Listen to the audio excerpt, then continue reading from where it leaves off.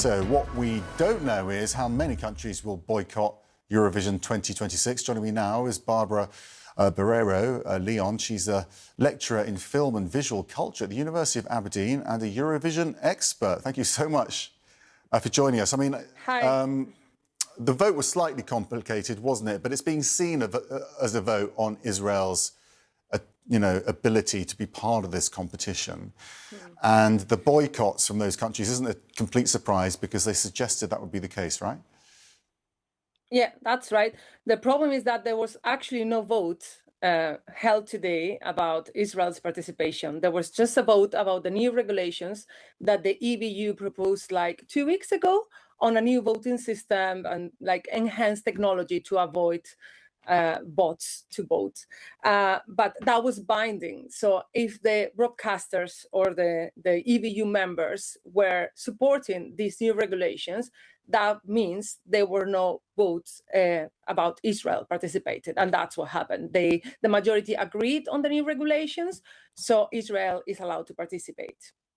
But very strong statements coming from the countries who have pulled out, and not a small thing for them to do, right? Because Spain, for example, puts a huge amount of money into the competition. It's hugely popular there. So this is a big statement from those countries, depriving effectively their audiences of watching a show they love.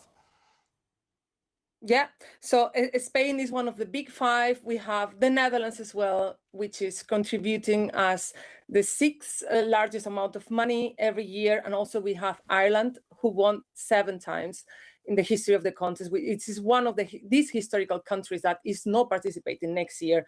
So we're at a breaking point in the history of the Eurovision Song Contest, actually.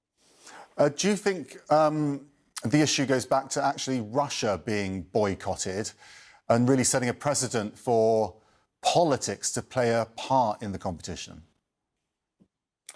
Yeah, many broadcasters are calling out the fact that Russia and then Belarus were not allowed to participate and were dismissed from the contest.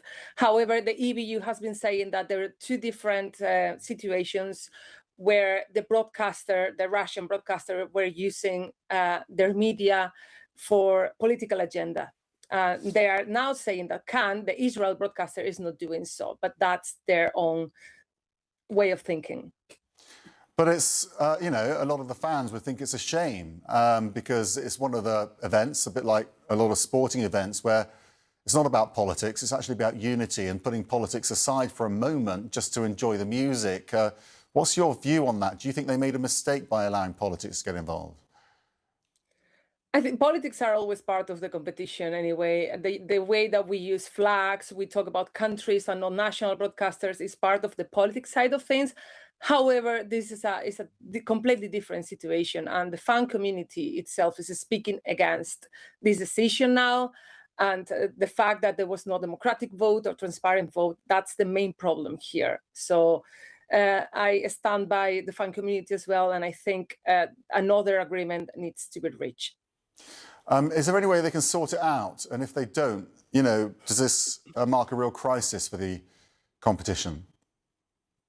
Regardless of what happens now, we're living a crisis. The General Assembly is resuming tomorrow. We're still waiting for more broadcasters to come forward, like Portugal hasn't decided yet, Belgium or Iceland. Even Sweden is considering to participate next year or not. So it might be a turning point at some point in the next coming days, probably. OK. Barbara Barreiro Leon, thank you very much for joining us, your insights on that huge competition.